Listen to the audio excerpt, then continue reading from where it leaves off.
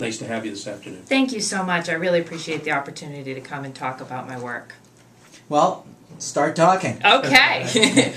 So my name is Arden O'Connor, and I run an organization called O'Connor Professional Group.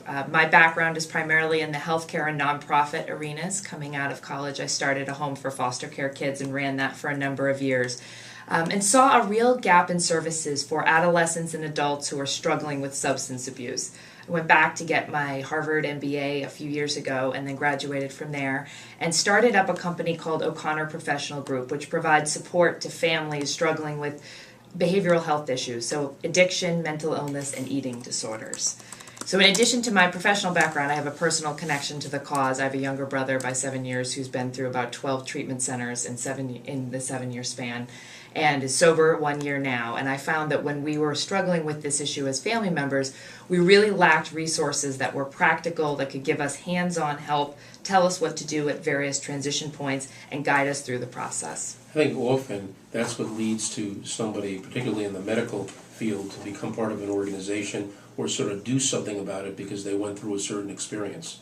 Tell us how you, not only, by the way, do you have that MBA from Harvard, I believe you went to Harvard undergrad too. I did. And You couldn't go to any other school. It's the only one I wanted to go to. So a double Harvard. But can you sort of take us through how you've now come around and took the experience from your brother and from your then you've got involved in other aspects like working with families and getting involved with foster care and how you've evolved in your business? Sure. So I was lucky enough to come across a female mentor who started a company that's focused in the behavioral health space, and she helped me launch this company.